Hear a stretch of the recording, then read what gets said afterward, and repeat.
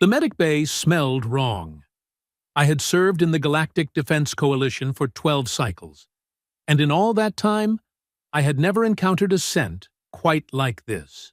Sharp, chemical, unnerving in ways I could not articulate, even to myself. My name is Vectoral, intelligence officer of the 3rd Fleet, and I was dying. The plasma burns across my thorax were beyond field treatment. My second heart had already stopped. The evacuation pod I had escaped in was supposed to deposit me at the nearest Coalition medical station, but something had gone catastrophically wrong with the navigation systems. Instead of finding myself in the sterile embrace of proper galactic medicine, I had crashed on a backwater planet that barely registered on our charts. Earth, the locals called it. I had heard rumors about humans, whispers in the mess halls, stories traded between veterans over fermented beverages. The new species that had somehow passed the Coalition's entrance trials, despite possessing technology that belonged in a museum. The creatures who wore their emotions like some species wore ceremonial armor, broadcasting every feeling across their peculiar faces. Primitives, we called them. Adequate, but unremarkable. I was about to learn how spectacularly wrong that assessment was. The door to the medical facility burst open with unnecessary force. A human female rushed in, her face flushed with that crimson coloration their species exhibited during exertion. Her head covering, what I would later learn was called hair, had been hastily tied back, revealing a face that seemed far too young for the confidence radiating from her movements. "Holy hell," she breathed, and even through my failing translator implant, I could detect the mixture of shock and determination in her voice. Her name, I would discover, was Kira Bennett. 26 Earth years old. A civilian trauma surgeon at a rural hospital in a place called Montana. She had absolutely no business knowing how to treat an alien soldier from a species she had never encountered before. She did not let that stop her. "Okay," Kira muttered, her hands already moving with practiced efficiency. Okay. 2 hearts? You have 2 hearts. Of course you do. Why wouldn't you have 2 hearts? I tried to speak, to warn her that my physiology was incompatible with human medical techniques, that she should contact the Coalition immediately, that attempting to treat me would likely result in my immediate death. What came out was a gurgling sound that even I found pathetic.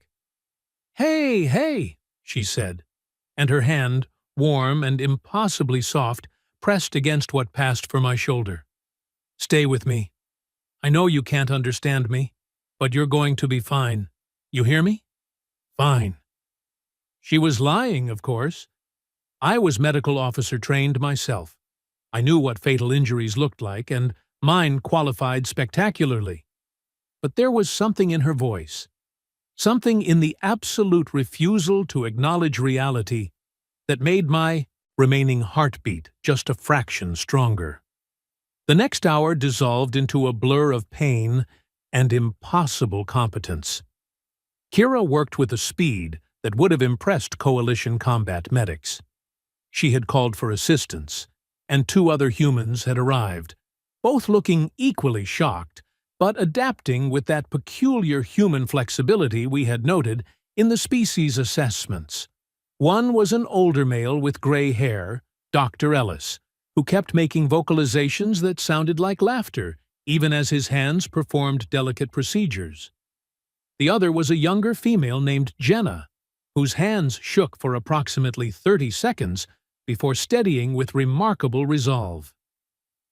"His blood is blue," Jenna whispered, staring at the fluid coating her gloves. "So is a horseshoe crab's," Kira replied without looking up. "Hemocyanin instead of hemoglobin. Ellis, I need you to stabilize this organ. Is this a lung? It looks like a lung had a baby with a bellows." "I have no idea what I'm doing," Ellis admitted cheerfully, his hands nonetheless moving with precision. But neither did I when they first showed me a human heart in med school, and those people turned out mostly okay. That statement should have terrified me. Instead, I felt something else entirely. Something warm and completely inappropriate given my circumstances. Hope, I realized with shock. The humans were giving me hope. They had no proper equipment for my species. Their scanning technology was laughably primitive, barely able to penetrate my dermal layers. Their surgical tools were designed for their own fragile biology, far too crude for the delicate work required. They had no database of Threxian physiology, no guide to our organ placement, no knowledge of which chemicals would poison us and which might save us. They improvised anyway. Kira used something called an ultrasound, designed to view human fetuses, to map my internal structure. She cross-referenced my anatomy with images she pulled up on a handheld device, comparing my organs to everything from Earth creatures called octopi to their own cardiovascular system. When their equipment proved inadequate, she modified it, sometimes in ways that made Ellis wince. That probe was not designed to do that, he noted. Neither was I, Kira shot back, and yet here we are, performing xenosurgery in Montana. Roll with it, Ellis. The plasma burns were beyond their technology to heal completely. Instead, Kira focused on preventing infection and stabilizing the damaged tissue. She used something called silver sulfadiazine, a substance designed for human burn victims, testing it on a small patch of my skin first. When I did not immediately expire, she applied it more broadly, mixing it with a synthetic skin substitute that adhered to my dermal layers in ways their own artificial skin never would. This might scar, she warned me, as if I cared about cosmetic concerns while dying. But you'll live. My second heart had stopped, and human medical. Science had no mechanism to restart a heart that ran on bioelectric principles they barely understood. So Kira did not try to restart it. Instead, she supported my remaining heart, using their primitive but effective monitoring equipment to track its rhythm, administering careful doses of stimulants when it began to flag, and manually compressing my primary cardiac organ when even that proved insufficient. For 3 hours, she kept me alive through sheer stubborn refusal to accept the alternative. When my translator finally repaired itself enough to function, the first words I heard clearly were not reassuring medical jargon. "Stay with me, you beautiful alien disaster," Kira was muttering, her forehead pressed against the edge of the surgical table, one hand still monitoring my pulse. I did not spend 3 years in trauma surgery to lose my first extraterrestrial patient. You're going to live, and then you're going to tell me all about space, and maybe introduce me to other aliens, and basically make this entire terrifying experience worth the therapy I'm definitely going to need. I managed a weak laugh, which came out sounding like gravel in a waste processor. Kira's head snapped up, her eyes, a peculiar shade of brown with green flecks, widening. "You understood that," she whispered. "Oh my God, you understood that." "Yes," I rasped, my voice raw but functional. "Your bedside manner needs work." Kira's face did that thing human faces do when they experience joy, stretching into what the species calls a smile. It should have looked grotesque, that display of teeth and emotional vulnerability. Instead, I found it oddly comforting. "You're talking," she said, and I realized with surprise that her eyes were leaking. Tears, I remembered. Humans leaked when emotional. "You're actually talking. Ellis, Jenna, he's talking." "I am also," I managed, "still dying." "Well, yes," Kira admitted, sitting back and wiping her face with the back of her hand, leaving a smear of my blue blood across her cheek.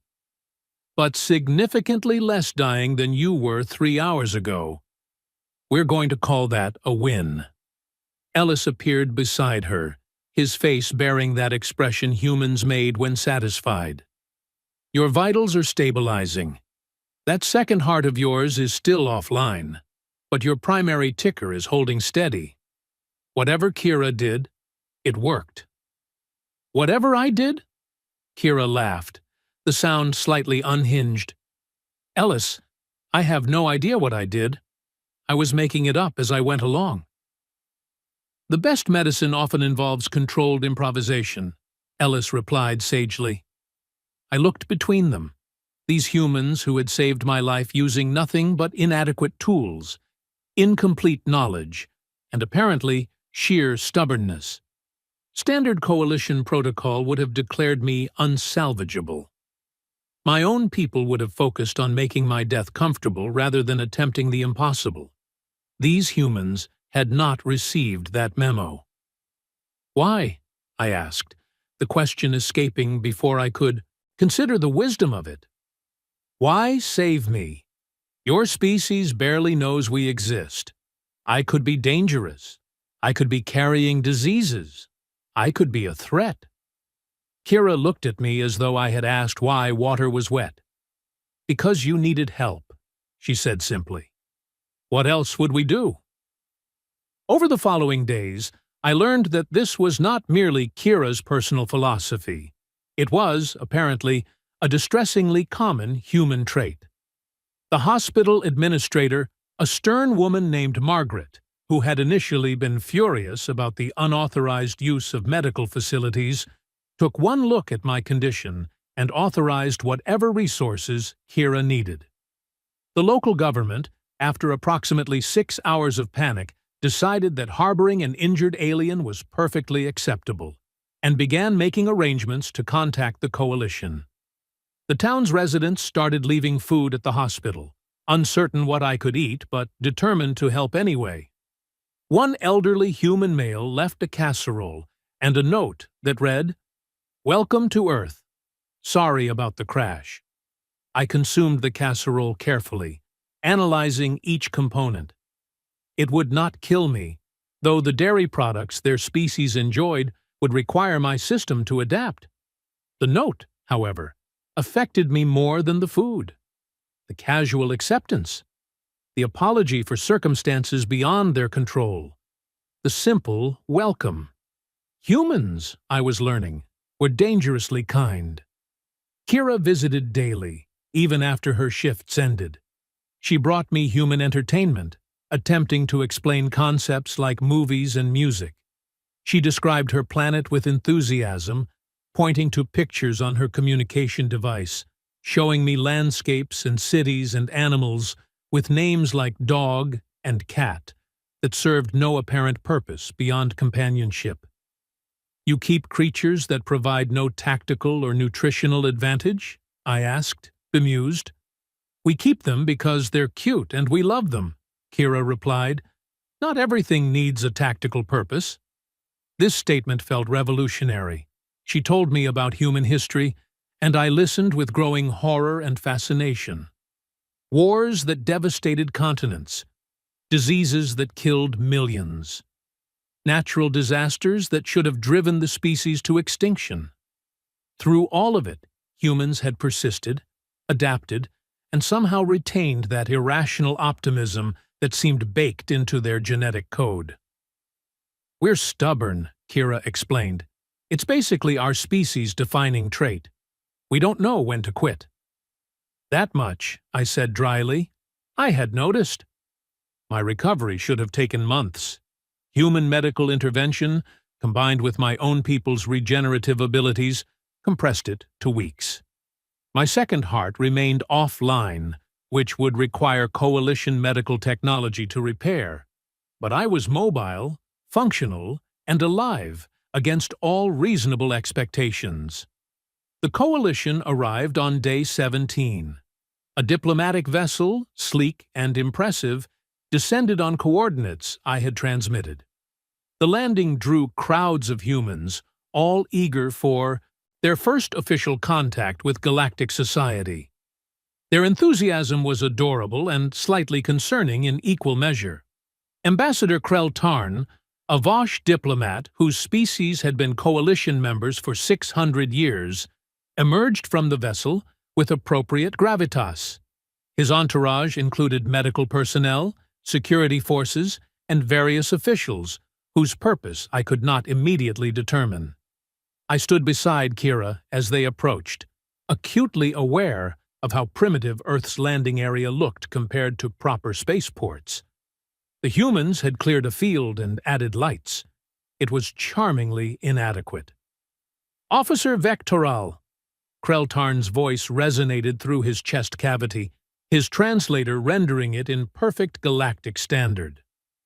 "We are relieved to find you alive. Your emergency beacon suggested fatal injuries."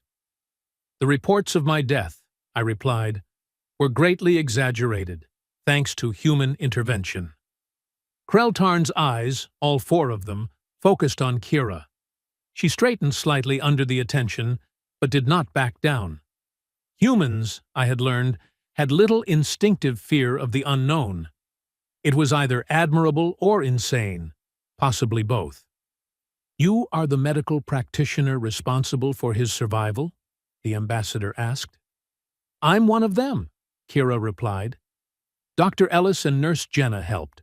So did basically everyone at the hospital. It was a team effort. "Using human medical technology," Krell Tarn said slowly, as though confirming an impossibility. "On a species you had never encountered before." "Yeah," Kira agreed. "It was honestly terrifying. Would not recommend. 10 out of 10 for excitement. 3 out of 10 for knowing what I was doing." I watched Krell Tarn process this response. Humans had not yet mastered diplomatic doublespeak. They tended to say exactly what they meant, a trait that would either serve them well or catastrophically poorly in galactic politics. "The Coalition," the ambassador said carefully, "wishes to express its gratitude for preserving the life of one of our officers. Such intervention, particularly given the risks and unknowns, speaks well of your species' character." He produced a small case from his robes, opening it to reveal a medal inside. The Coalition Star of Mercy, awarded to individuals who saved lives at significant personal risk. I had seen them awarded perhaps 3 times in my entire career, always to decorated combat medics, never to a civilian of a species barely admitted to galactic society. "This honor is traditionally reserved for Coalition members," Krell Tarn explained, lifting the medal. "However, circumstances warrant exception. Dr. Kira Bennett, on behalf of the Galactic Defense Coalition, and by the authority vested in me, I present you with the Star of Mercy, in recognition of extraordinary medical intervention and preservation of sentient life." He placed the medal in Kira's hand. She stared at it, her expression cycling through shock, confusion, and something approaching tears. "I just did my job," she said quietly. "No," I interjected, stepping forward. "You exceeded your job by several magnitudes. You saved a life your species had no obligation to save, using methods you had no training for, accepting risks you had no way to calculate. That is not just doing your job, Dr. Bennett. That is heroism." Kira looked at me, and in that moment I saw the truth of human nature reflected in her eyes. The stubborn refusal to accept defeat. The irrational hope. The bone-deep conviction that every life mattered, regardless of origin or circumstance. Dangerous, I had thought when I first crashed. These humans were dangerously kind. I had been correct. Their kindness was dangerous indeed, but only to those foolish enough to mistake it for weakness. The medal ceremony concluded with appropriate formality. Krell Tarn invited human representatives to begin formal diplomatic proceedings, which would take months but would inevitably result in expanded Earth Coalition relations. My people wanted access to human medical innovation, agricultural techniques, and that peculiar creative thinking that allowed them to solve problems no one else would even attempt. But, as the diplomatic vessel prepared to depart, taking me with it for the cardiac repair I required, I found myself hesitating at the boarding ramp. Kira stood among the crowd of humans who had gathered to watch the aliens leave. She still held the medal, turning it over in her hands as though unsure it was real. I approached her one final time. "Thank you," I said simply, because sometimes human directness was exactly right. "For my life, for your kindness, for showing me what your species is truly capable of."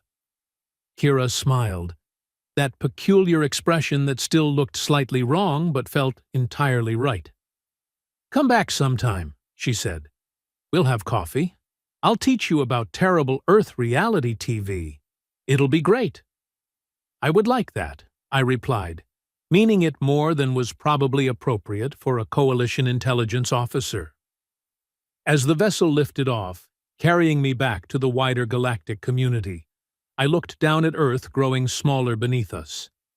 That small blue planet, barely notable on coalition charts, inhabited by a species we had dismissed as adequate but unremarkable. We had been so magnificently wrong. Humans were neither adequate nor unremarkable. They were stubborn, creative, and dangerously compassionate.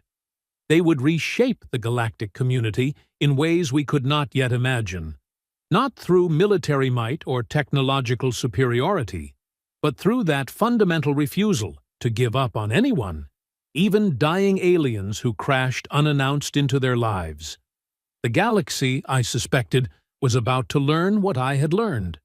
Humanity was not a species to be underestimated, and any civilization wise enough to recognize that would benefit enormously from having humans as allies. The medal Kira held would be the first of many. Of that, I was absolutely certain. 6 months. That was how long it took for coalition medical technology to repair my second heart, process the diplomatic paperwork, and clear me for active duty. 6 months of recuperation on the medical station orbiting Proxima Centauri, surrounded by the finest physicians the galaxy had to offer, all of them fascinated by how primitive human medicine had kept me alive long enough for proper treatment.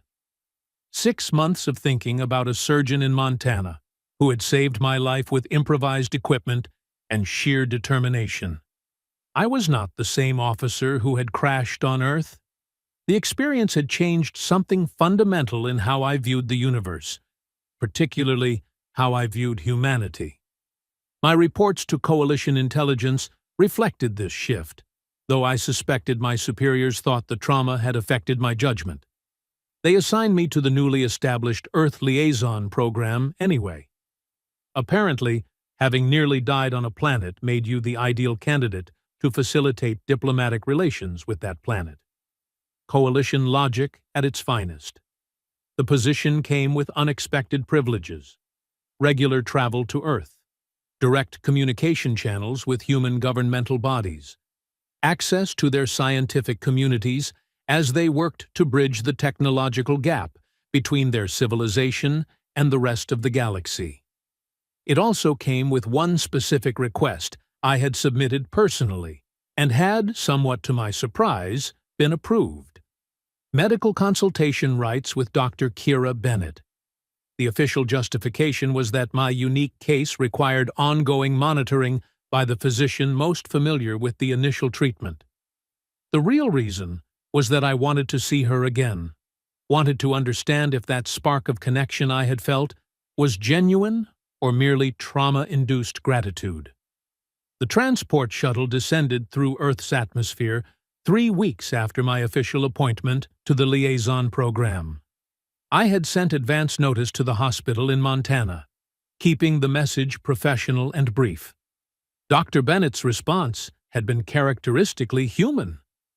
"You better bring space stories, good ones, the kind with laser battles and diplomatic incidents. Also, Do you drink coffee now? Because I've found an amazing new roast. The hospital looked exactly as I remembered it. Small by galactic standards, but clean and efficiently organized. The humans had added a discreet landing pad since my last visit, a concession to the increased alien traffic their world was experiencing. Earth had become something of a curiosity in Coalition space, the newest member world with the most improbable success stories. My survival was merely the first. Kira met me at the entrance, and I was struck again by how young she appeared by Threxian standards. Our species aged differently, our lives spanning nearly 2 centuries on average. Humans burned bright and fast, packing tremendous experience into their brief decades. Vec, she said, using the shortened name she had adopted during my recovery. Her smile was immediate and genuine. You look amazing. Both hearts working? Both hearts functioning at optimal capacity, I confirmed, allowing myself a small smile in return. Thanks to you keeping one operational long enough for proper repairs. Team effort, she reminded me, but her pleasure at the compliment was obvious. Come on, I've got about an hour before my next surgery. Let's catch up. She led me through the hospital to a small outdoor area humans called a courtyard.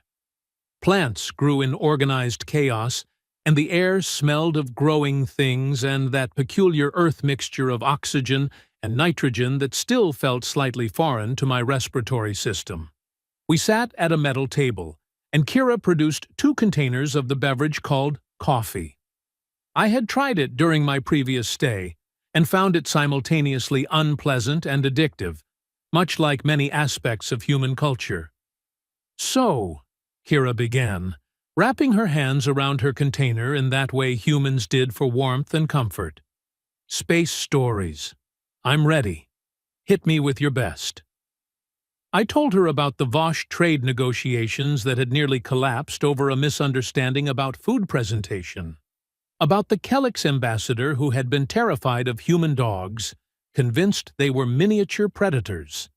About the growing fascination throughout Coalition space with human music, art, and entertainment, which other species found bizarrely compelling despite its primitive production values. We're a novelty, Kira observed, amused rather than offended. The weird new kids in the galactic neighborhood. You are far more than that, I countered. Human adaptability is becoming legendary.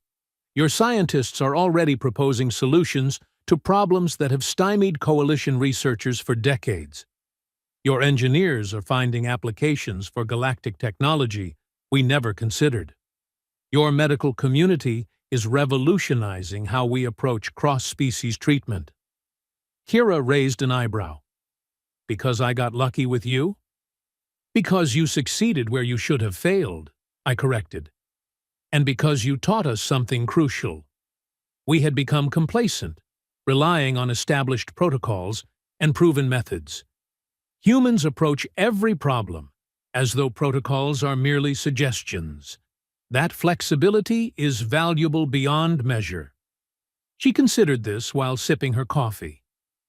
I've been consulting with some Coalition medical researchers, she admitted. They want to document what we did, turn it into actual protocols for emergency xenomedicine. It's wild, honestly. 6 months ago, I was treating broken bones and appendicitis. Now I'm helping write procedures for treating species I can't even pronounce. How are you handling the attention? I asked, genuinely curious. It's weird, Kira said honestly. Good weird, mostly. The medal you guys gave me opened doors I never expected. I've been invited to speak at conferences, consult on research projects, even got offered a position at a hospital in Geneva that specializes in preparing for more alien contact. Something in my chest tightened at the thought of her leaving Montana. Irrational, given that my duties would take me all over Coalition space. Still, I had imagined her here, in this small hospital, exactly as I had left her. Are you considering the position? I asked, keeping my tone neutral. Kira looked at me for a long moment, and I had the unsettling feeling she could read more in my face than I intended to show. I haven't decided, she said carefully. Part of me wants to stay here. This is home. These are my people. But another part thinks about all the good I could do out there, helping facilitate better medical understanding between species, making sure what happened with you becomes standard practice, instead of a lucky accident. It was not luck, I insisted. It was skill, determination, and courage. It was terrifying, Kira laughed. I had nightmares for weeks about accidentally killing you because I used the wrong medication or cut the wrong organ. Still do sometimes. The admission surprised me. Humans hid their vulnerabilities so poorly, wearing their fears and hopes openly. It should have been a weakness. Instead, it felt like trust. I have something for you, I said, retrieving a small case from my carrying pouch. From the Coalition Medical Council. Kira opened it cautiously, revealing a data chip and a formal-looking certificate rendered in multiple languages, including English. What is this? A provisional medical license for xenomedicine practice, I explained. Valid across all Coalition member worlds. It requires additional training and certification, but the Council agreed that your demonstrated expertise warranted fast-tracking the process. If you choose to pursue it, you would be the first human certified to practice medicine on other species. Kira stared at the certificate, her expression cycling through shock, excitement, and something that looked like fear. "This is huge," she whispered. "This is insane. This is absolutely insane." "This is deserved," I corrected. "You saved a life against impossible odds. The galaxy noticed." She looked up at me, eyes bright. "Did you have anything to do with this?" "I submitted a recommendation," I admitted. The decision was theirs entirely. "Vec!" Her voice carried that particular tone humans used when they were feeling emotional. "Thank you, seriously. This is incredible." "You are incredible," I said, meaning it more than was probably wise. "You represent the best of what humanity offers to the greater galactic community." The moment stretched between us, charged with something I could not quite name. Human emotions were contagious, apparently. My species prided itself on logical thinking and emotional restraint, but sitting across from Kira Bennett, watching her process this life-changing opportunity, I felt decidedly unthrexian levels of sentiment. Her communication device buzzed, breaking the moment. She glanced at it and sighed. "My surgery is in 15 minutes. I have to prep." She stood, then hesitated. "How long are you on Earth?" 3 weeks this visit, I replied, establishing liaison protocols with various human governmental bodies. Tedious, but necessary. "Have dinner with me," Kira said suddenly. "Tonight. Nothing fancy, just local food and conversation. I want to hear more about the galaxy, and you need to try actual Montana beef before you leave."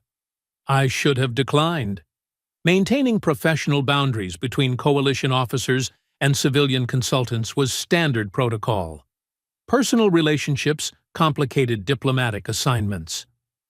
"I would enjoy that very much," I heard myself say. Kira's smile could have powered a small star.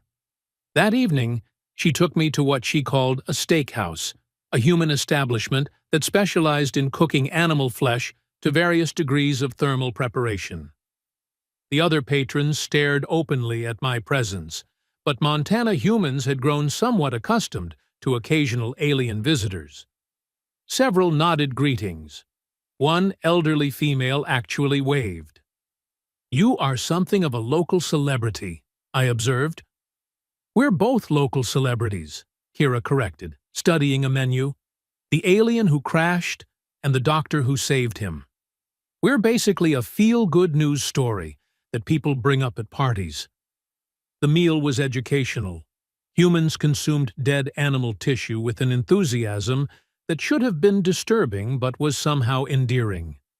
Kira ordered something called a ribeye, cooked to medium-rare specifications, and spent considerable effort explaining the cultural significance of cattle ranching in Montana history.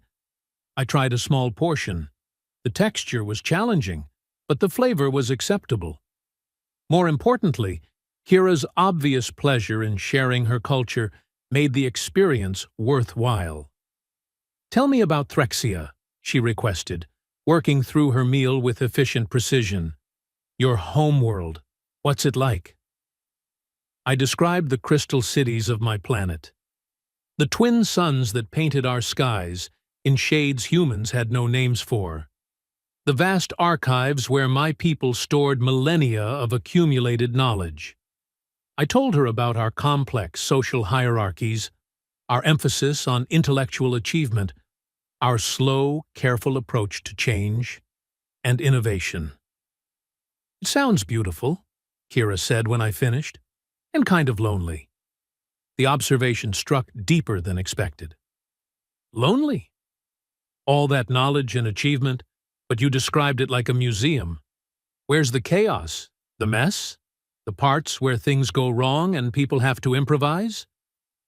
"We value order and predictability," I explained. "Chaos is inefficient." "Chaos is alive," Kira countered gently. "It's where new ideas come from. It's what happens when you can't plan everything and have to make do with what you've got. Like saving an alien soldier with inadequate equipment and no training manual, I thought, but did not say. The conversation flowed easily through the meal and continued as Kira drove us to somewhere she called a lookout point. Earth vehicles were primitive but functional, and I was learning to tolerate the speeds at which humans operated them. The lookout provided a vista of mountains and valleys, illuminated by Earth's single moon and countless stars. Kira parked and led me to a bench overlooking the view. "This is where I come when I need to think," she explained, sitting down. "Usually after a bad shift or when I need perspective." I settled beside her, careful of the bench's weight limitations. "It is peaceful." "Yeah?" She was quiet for a moment. "I came here after you left.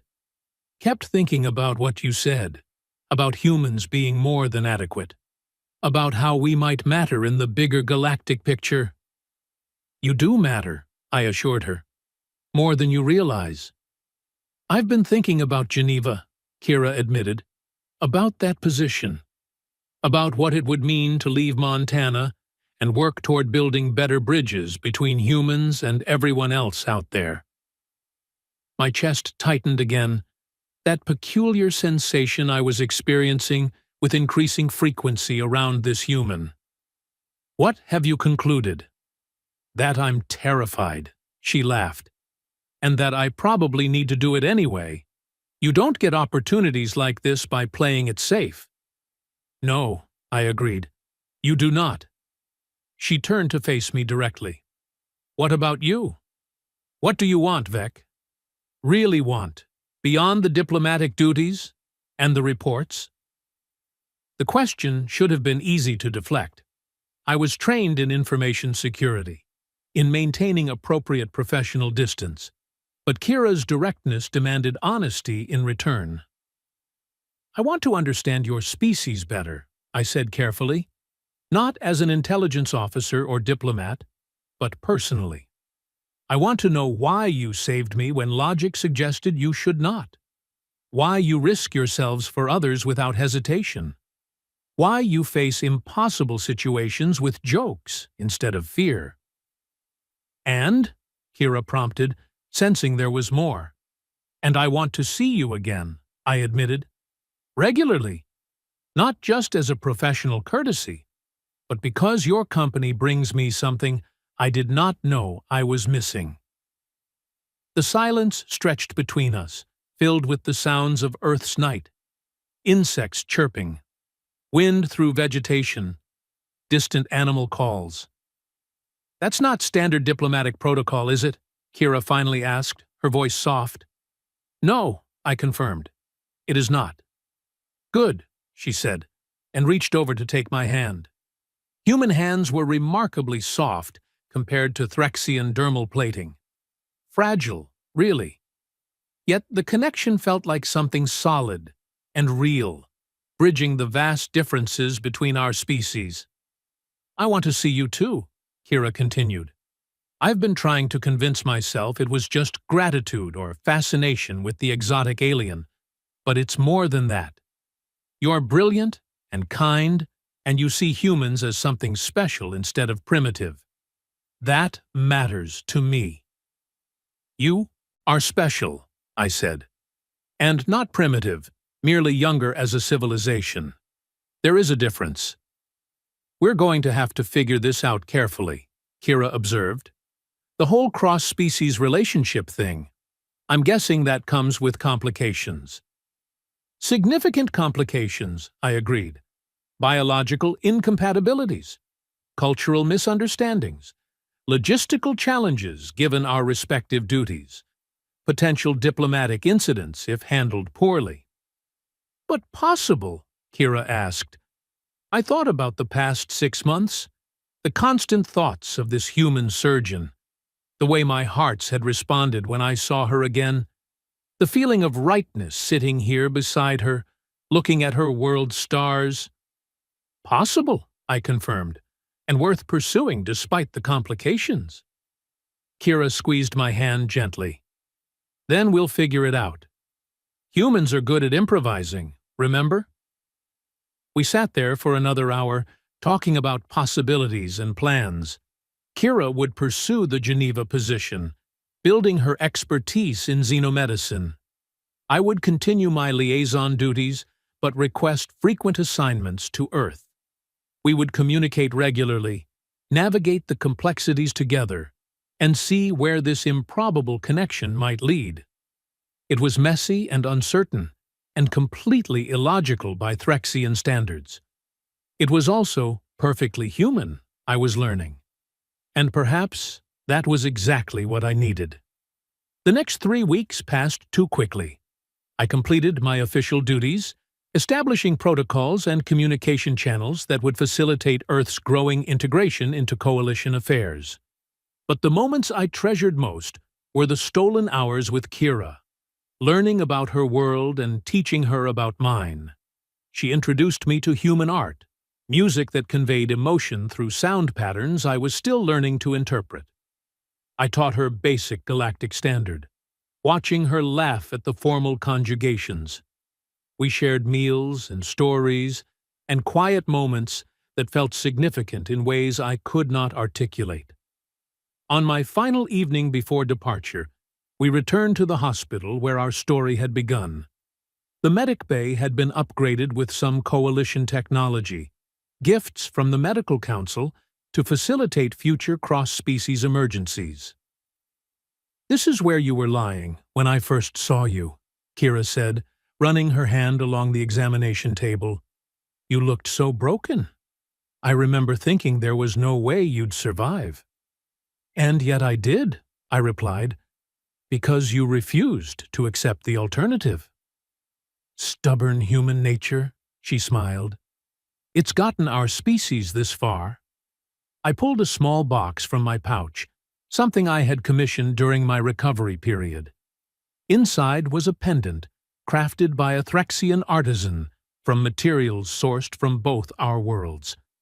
Blue crystal from Threxia, set in silver mined from Earth, shaped into a design that represented the Coalition Star of Mercy.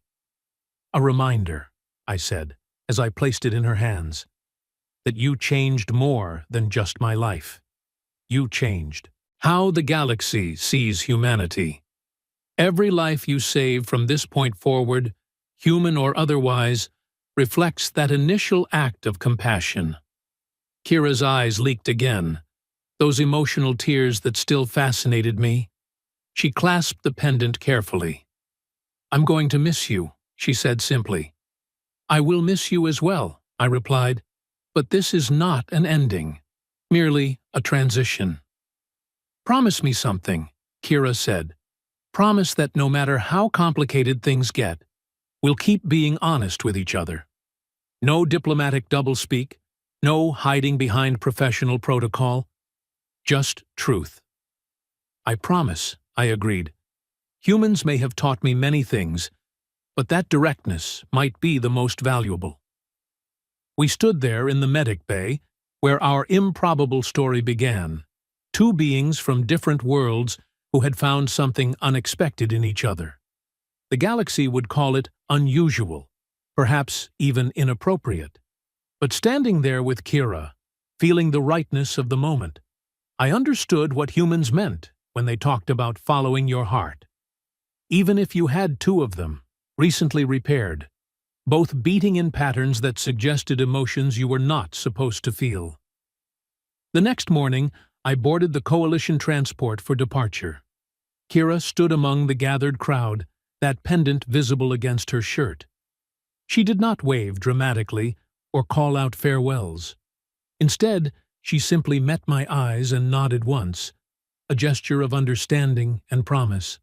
As Earth shrank behind us, I touched my own chest, where both hearts beat steadily, kept alive by human determination and ingenuity. The galaxy was changing, adapting to accommodate humanity's unique perspective. We had underestimated them initially, dismissed them as adequate but unremarkable. We would not make that mistake again.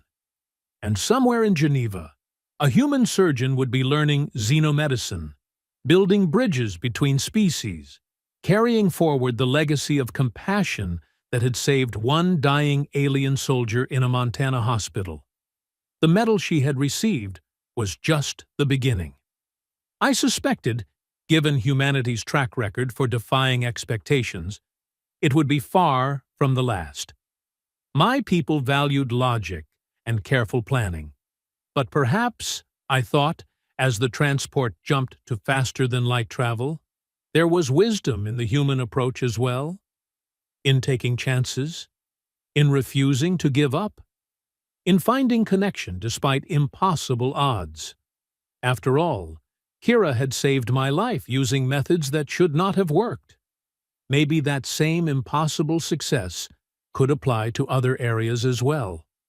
Like teaching a Threxian intelligence officer that sometimes the heart, or in my case hearts, knew things that logic could not explain.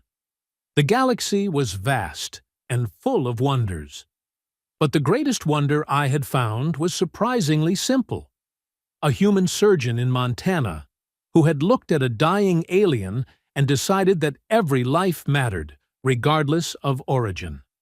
She had saved me in more ways than one, and I suspected our story was just beginning.